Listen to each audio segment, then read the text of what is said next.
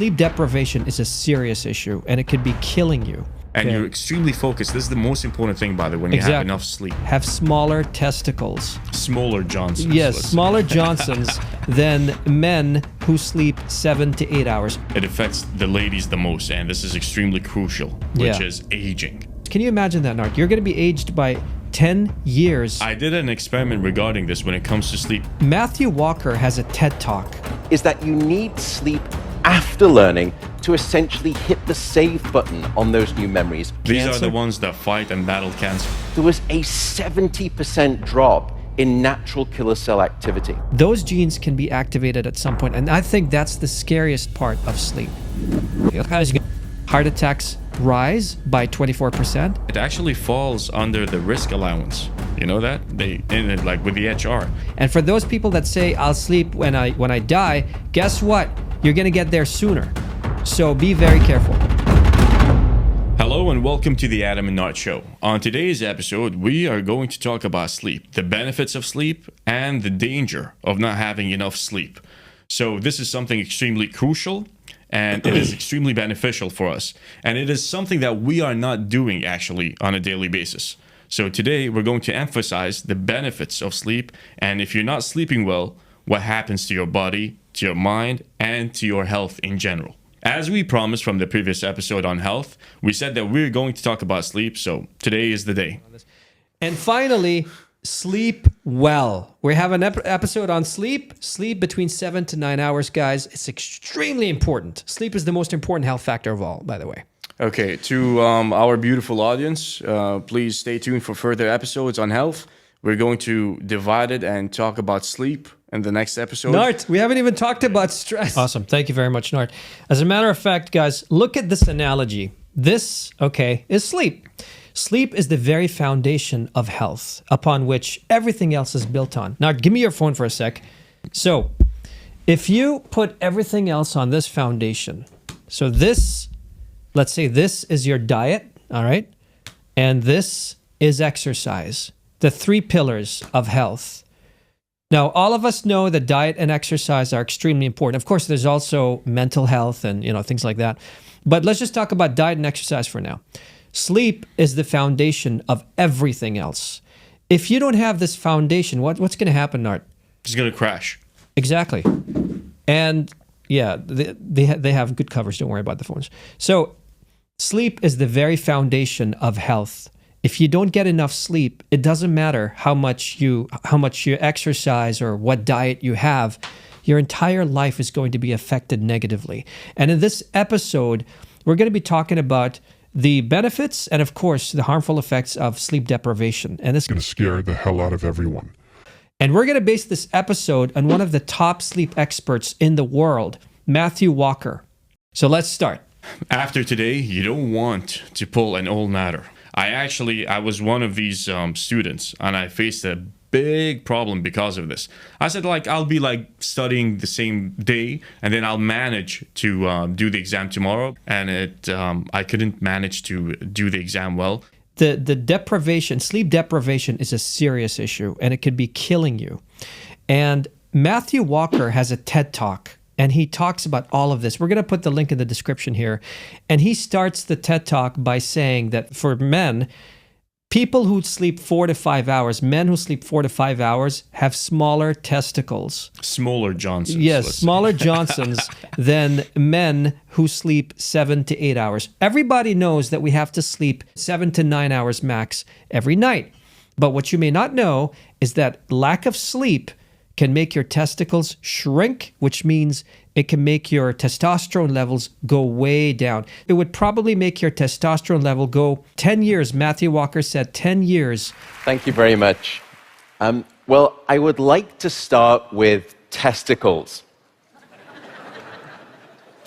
Men who sleep 5 hours a night have significantly smaller testicles than those who sleep 7 hours or more. In addition, men who routinely sleep just 4 to 5 hours a night will have a level of testosterone which is that of someone 10 years their senior. So 10 years, can you imagine that, Nart? You're going to be aged by 10 years if you don't get enough sleep. That's actually how we started the topic. That's how we started the topic. Ifs, no buts, just immediately straight facts. And by the way, it also affects female health too. So a lack of sleep will age a man by a decade in terms of that critical aspect of wellness. And we see equivalent impairments in female reproductive health caused by a lack of sleep. And now let's talk a little bit about the immune system, Nart.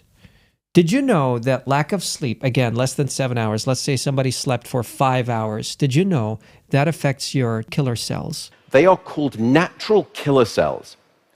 And you can think of natural killer cells almost like the Secret Service agents of your immune system. They are very good at identifying dangerous, unwanted elements and eliminating them. In fact, what they're doing here is destroying a cancerous tumor mass.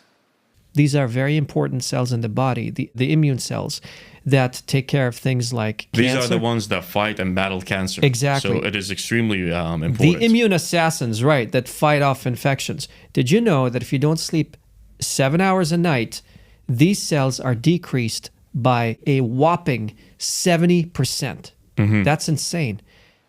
And it's not small. It's not 10%. It's not 20%. There was a 70% drop in natural killer cell activity. And there are 700 genes. First, a sizable and significant 711 genes were distorted in their activity, caused by a lack of sleep. The second result was that about half of those genes were actually increased in their activity, the other half were decreased. Now, those genes that were switched off by a lack of sleep were genes associated with your immune system. It may not happen overnight, but as you accumulate sleep deprivation, sleep debt, those genes can be activated at some point. And I think that's the scariest part of sleep. In contrast, those genes that were actually upregulated or increased by way of a lack of sleep were genes associated with the promotion of tumors, genes associated with long-term chronic inflammation within the body, and genes associated with stress and, as a consequence, cardiovascular disease. Research says there's strong evidence related to sleep deprivation and different cancers, like bowel, prostate, and Not things to like mention also sleep deprivation also affects you when it comes to movement, like physical movement. When you get up in the morning, like going to work, for example, you see yourself in the car driving, you might like doze off, you might sleep, God forbid. That will get you also into an accident, not only health-wise, but physical-wise when it comes to focus while driving, while doing a simple task, actually. Yeah. You can easily misinterpret things, not focus well. You will just lose focus.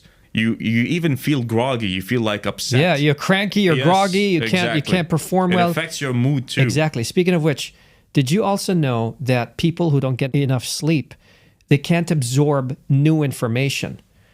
So think of sleep like a sponge. Your brain is actually like a sponge. If you don't get enough sleep, it'll be waterlogged.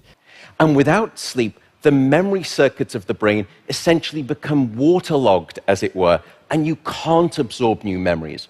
Yeah. And you will not be able to absorb information. And research here says studies show that pulling an all-nighter reduces your ability to absorb new information by 40%. Now, that could be the difference between someone who passes an exam and someone who fails an exam. Can you believe that, Nard?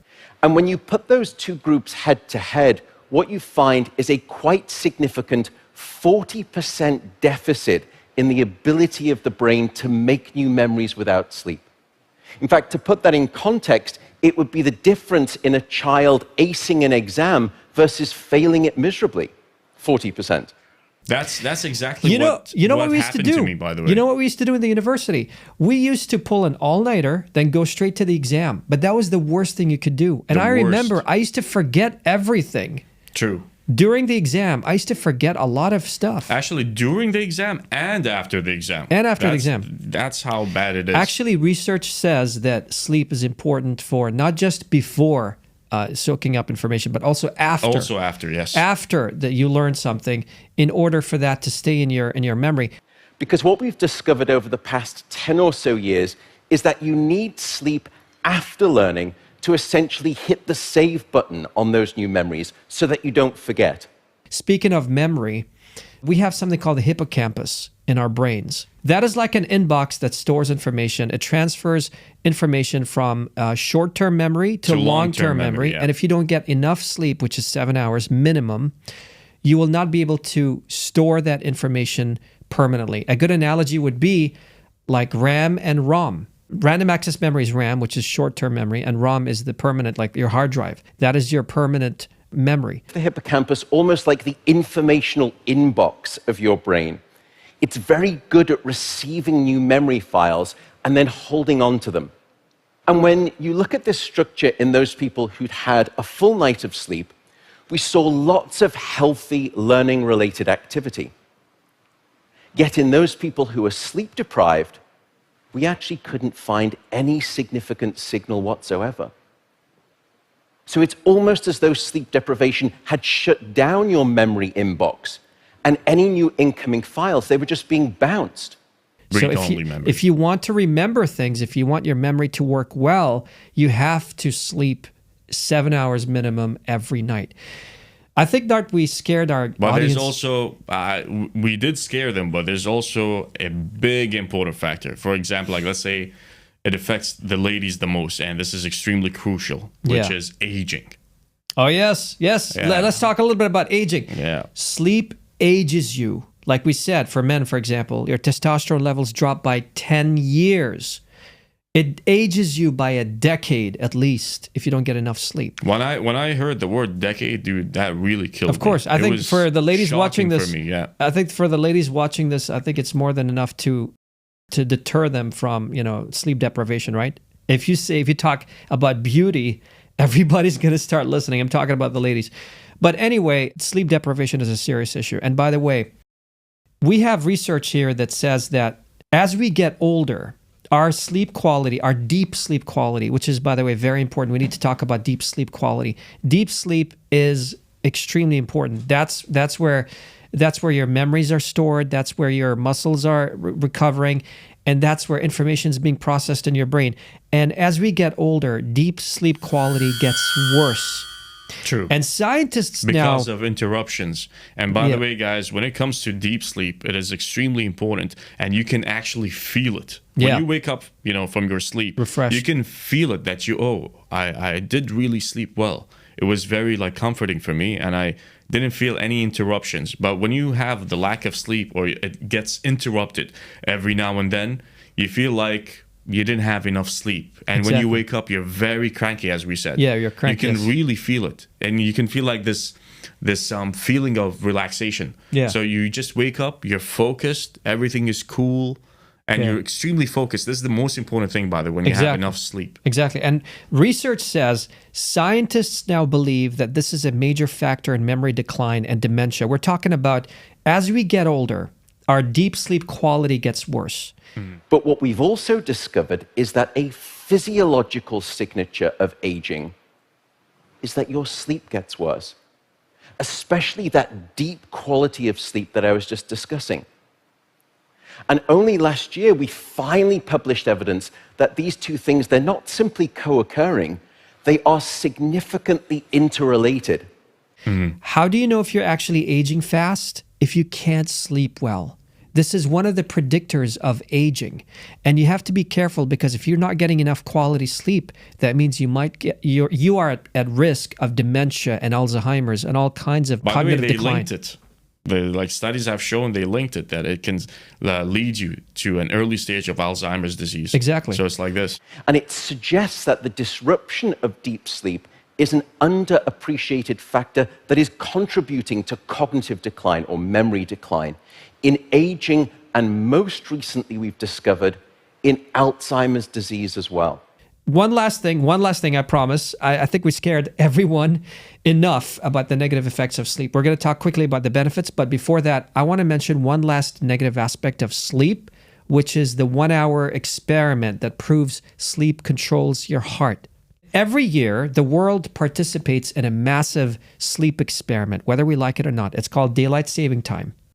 So research says that in the spring, when we lose an hour of sleep, heart attacks spike by 24% the next day. But in the fall, when we gain an hour, heart attacks drop by 21%. Isn't that crazy? Every because year, of the 1 hour difference. yeah, the data is solid. Every year, heart attacks rise by 24%, and then they drop by 21% every single year. Why? Because people are not getting enough sleep. It's taking away 1 hour of sleep. Or I could tell you about sleep loss and your cardiovascular system, and that all it takes is 1 hour. Because there is a global experiment performed on 1.6 billion people across 70 countries twice a year, and it's called daylight savings time. Now, in the spring, when we lose 1 hour of sleep, we see a subsequent 24% increase in heart attacks that following day. In the autumn, when we gain an hour of sleep, we see a 21% reduction in heart attacks. Nart, I think we talked a lot about the negative aspects of sleep. Let's now talk about the positive or aspects. the benefits of sleep. Okay. As a matter of fact, let's talk about how to get better sleep or better quality sleep. Number one is to have a sleep schedule, a consistent sleep schedule, which means you have to go to bed the same time every single day, and you have to wake up the same time every single day. You know, I did no exceptions. I did an experiment regarding this when it comes to sleep. If you sleep on a daily basis, right on time, and then you wake up right on time. Yeah. Do you know that biologically speaking, you can wake up even without an alarm? I swear to God, it's true. You wake up by yourself. You have an internal alarm. Yeah, you know alarm clock. You just wake up. Like when I do morning shifts Yeah. to my work. You wake up. If I'm on a daily basis, in a repetitive manner, if I'm sleeping daily, right on time, I wake up exactly at 6 a.m. in the morning. Exactly. And that's why it's important to have a consistent sleep schedule. True. And stick to it. It doesn't matter if it's a weekend or if it's a weekday. You have to. The first is regularity. Go to bed at the same time, wake up at the same time. No matter whether it's the weekday or the weekend, regularity is king. And it will anchor your sleep and improve the quantity and the quality of that sleep. You have to stick to it. I know it's hard. I know it's not practical all the time. And for we the have to people try. also, for the people also who are saying like, I'm gonna just compensate my hours of sleep Oh, yeah. in the morning, that doesn't work because Yeah. the hours of sleep at night is completely different than the ones in the morning. No matter how many hours you compensate, Absolutely. it's not the same. By the way, speaking of which, the World Health Organization now classifies night shifts as a probable carcinogen. And that's scary, man. This is the reason why for companies, if someone is working as a night shift, you gotta pay them. Yeah, because Seriously. you're actually exposing, you're at risk of They cancer. have to be properly paid. Yeah, night shifts are a terrible idea. When I say night shifts, anything after 12 a.m. In fact, the link between a lack of sleep and cancer is now so strong that the World Health Organization has classified any form of nighttime shift work as a probable carcinogen because of a disruption of your sleep-wake rhythms. More on how to get better quality sleep, Nart. Room temperature is also very important.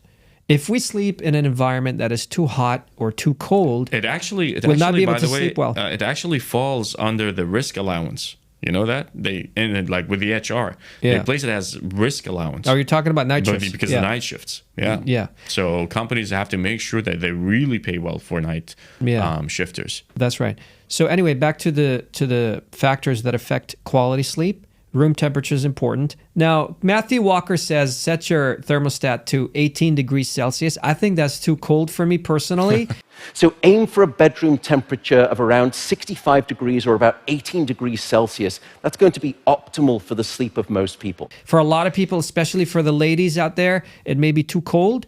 I set personally mine to 21 degrees Celsius, but you have to set your temperature to something comfortable for you and shouldn't be too hot and it shouldn't be too cold. Something cool. They're saying 18 degrees is the optimal temperature, but some people prefer 19, 20, even 21. For me, 20, 21 is fine. But don't go like 25, for example. That's too hot to sleep in a room. The most important thing also is to keep the phones away at night. If you look into your phone like this during night, it's just gonna interrupt your sleep and you're not going to sleep anymore because of the screen. So Nart, we don't want to sound like hypocrites though. Everybody does it, including us. We do it every day. I'm doing it too. Try to minimize it, guys. But seriously, when you minimize, when you put your phone away, immediately you just shut it off. You put it on airplane mode. Wind whatever. down.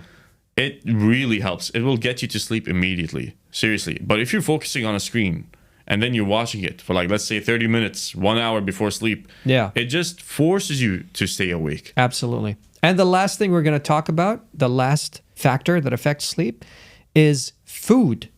You're not supposed to eat 2 hours before your bedtime. Minimum, at least 2 hours before bedtime. So let's say you sleep at 10 p.m. I know food and drinks too, like coffee, for example. Yeah, exactly. Oh, yeah. We haven't mentioned coffee. Caffeine has a half-life of 6 hours. So let's say if you have coffee at 4 p.m., by 10 p.m., you'll still have half a cup of coffee in your bloodstream. So that's why they recommend maximum by 4 p.m. For people who have coffee also, not coffee, alcohol. For people who drink, this is extremely bad because alcohol it might make you feel like, oh, you're becoming like lazy and it puts you to sleep, but no, it interrupts your sleep. So you're going to have interruptions while you're sleeping. But we don't have to worry about that. Alhamdulillah, we are Muslims, and for Muslims, it's prohibited to have alcohol anyway. But when it comes to caffeine, caffeine is a huge disruptor of sleep. True. By the way, even for the people that claim that they can sleep peacefully at night, they have no problem metabolizing caffeine. Even for those people, if you look at we haven't even spoken about the different stages of sleep. I don't want to get technical like REM sleep and deep sleep and all the other light sleep.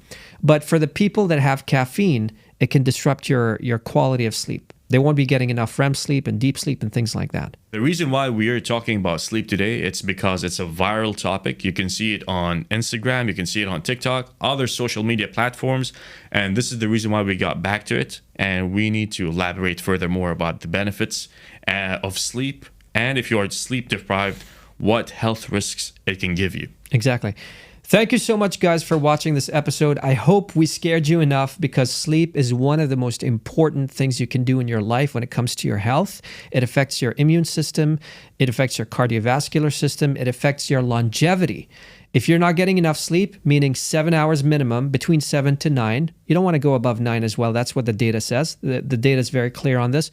Get minimum 7 hours of sleep. Sleep, unfortunately, is not an optional lifestyle luxury. Sleep is a non-negotiable biological necessity. It is your life support system. And for those people that say, I'll sleep when I die, guess what? You're going to get there sooner. So be very careful. Thank you very much for watching, and until next time.